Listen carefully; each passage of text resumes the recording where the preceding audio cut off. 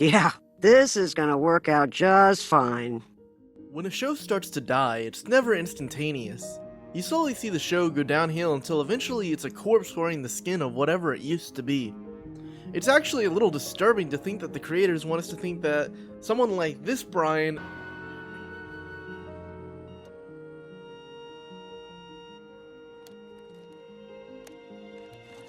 Goodbye, Pearl. is the same as someone like this Brian. Somebody help me! I'm sinking! Hurry! I can't hold it! Okay, let me just unstrap my baby. Oh, slipping, sorry. Because they're two completely different characters. Now, don't get me wrong, over time when a show has been on the air for years, there will be a little bit of a change in the character dynamics to prevent things from getting stale. But when there's a change as large as there was from Season 7 to Season 8 of Family Guy, I think it deserves some talking about. So today I'm going to talk about an episode of Family Guy where the show started going down a dark road, and never looking back.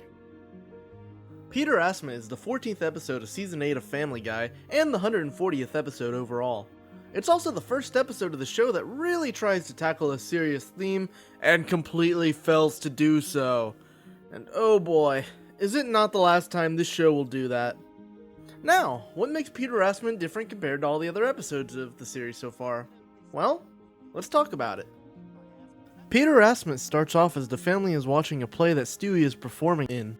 For some context, the play is about Terry Schiavo, who was a woman who ended up in a persistent vegetative state after an accident in 1990 due to cardiac arrest. There were many years of a court battle between her husband and her parents on whether her feeding tube needed to be removed so she could finally pass on after being in such a miserable state. So, of course, Family Guy makes light of the issue because it's Family Guy, and you gotta get those views! This part of the episode just disgusts me, and it's not even the part that made me really start to hate the show. By the way, I am for the right to die movement. If I was ever in a state like that, I would hope my family would just let me pass on. But that's a bit much for this video, so moving on, just giving my little opinion there. Due to some shenanigans from Peter after the play, Peter ends up getting punched by a news reporter. Ollie Williams, why do you look so much like Will Smith? Hey, Will Smith, what was it like to punch that alien in the face? Eddie Murphy, what was that whole thing with you and that transvestite hooker? Bernie Mac, how come you died? Oprah, why are you so fat, Don Cheadle? This causes Peter to have to wear contacts while his glasses are being repaired. And what wacky adventures will Peter get up to in his new contacts? He gets molested by his boss. Okay. Oh no, I dropped my pencil. Oh, I'll get it for you. Yeah, this is gonna work out just fine. This isn't even a one-off joke either. Angela, Peter's boss, throughout the episode just keeps molesting him over and over again. And I can't even decide what the worst part of the episode is. The fact that they try to make Angela a sympathetic character, or the fact that nobody takes Peter's issues seriously. Even going to the point of saying, Your father was sexually harassed at work today. What? That's right. Angela grabbed my ass. So what? Peter, a woman can't sexually harass a man. Why not?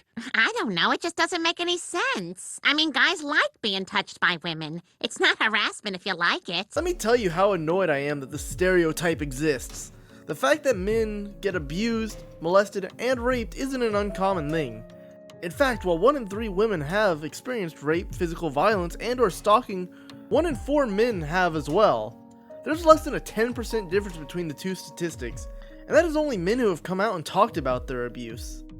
We live in a society where when men try to talk about their problems or feelings, people want them to be silent, and episodes like this showing that Peter's issues are just comical to everyone else is just infuriating to me. But let's proceed with the episode. So eventually, Angela doesn't want to just stop with molesting Peter. She eventually wants him to sleep with her. No, I don't wanna! Griffin, you have sex with me or you're fired! So now instead of her being misguided thinking Peter actually likes the attention, or whatever else they were trying to go for in the episode, Angela is now a monster knowing exactly what she's doing. We then get this lovely clip while Peter's trying to get advice from his friends. And she wants me to come over to her house tonight to work on a special project. I know she's gonna make me have sex with her. What the hell am I gonna do? I don't know, Peter. If you have sex with her, you give her all the power. If you don't have sex with her, you're gay. You can't win. This is also another really frustrating stereotype to me. Men don't only think with their junk, and I'm tired of media thinking we do. We have preferences. There are women we aren't attracted to, and most of all, we're not beasts. So many shows and even the news tries to push the opinion that men can't control themselves or that we can't be trusted. And yeah, I understand there are some bad people out there.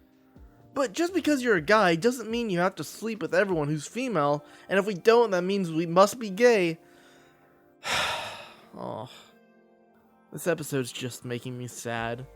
Let's move on. So now Peter's in a dilemma with no way out. Either he sleeps with his boss and cheats on his wife, or he doesn't and loses his means of providing for his family. Well, there's an obvious solution actually. They get Quagmire to hide in Peter's clothes so he can sleep with Angela instead. It's a silly, weird solution to the problem, but unfortunately for the first time in the series, Quagmire won't sleep with someone. Let me just clarify for a second. Quagmire is an awful human being. He's a sexual predator, a pedophile, a rapist. He will sleep with anyone, including, but not limited to, his best friend's wives, and even Meg, Peter's underage daughter. So for him to say he won't sleep with Angela is incredibly out of character. But what's character consistency? So Quagmire runs away and Peter finally stands up for himself by telling Angela no. Fine, fire me. I'm through being harassed by you. So Angela does the only sensible thing here. She tries to kill herself. The show's writers, I guess, wanted us to think, oh, she's sad and lonely. Fuck them. How dare they try to make us sympathize with her at this point? To be clear, she molested Peter multiple times, called him at his home harassing him, then took it farther by threatening his livelihood if he doesn't sleep with her, and at this point she'll kill herself if she doesn't get a bite of that cookie. Fuck her! So Peter, going back to her house demanding his job and respect back, sees that she's in her car trying to die. So Peter, still being his moronic but good self back in season 8, saves her life. When Angela comes to, she starts complaining about how long it's been and how she doesn't ever feel like she will be loved again. And I would once again like to say, fuck her! As someone who struggles with the idea of self-love and needing someone else to love me to be happy, I can honestly call her a bitch. Yeah, I get worried I'm going to die alone, but you know what I do? I try to change that. I try to become a version of me that I can love and hopefully someone else can as well. So watching someone like Angela in this episode exploit her fears to ruin someone else's life is just vile. Fuck her! Shit. Keep making myself sad with this review. Anyways, after hearing that, Peter decides to put on a complicated scheme to make Angela happy again. He puts on a disguise and tries to give her a magical night. At the end, he tells Angela he is dying and has to get his affairs in order to prevent her from wanting to sleep with him, to which Angela once again guilt trips him, saying if he doesn't sleep with her, she will kill herself for real this time. So Peter once again has a moral dilemma where he either sleeps with her or she dies. Well, Peter sleeps with her. Well, she thinks he does anyways. However, she does know it's Peter in the outfit, so it's not like she doesn't know. He still didn't want to do it with her.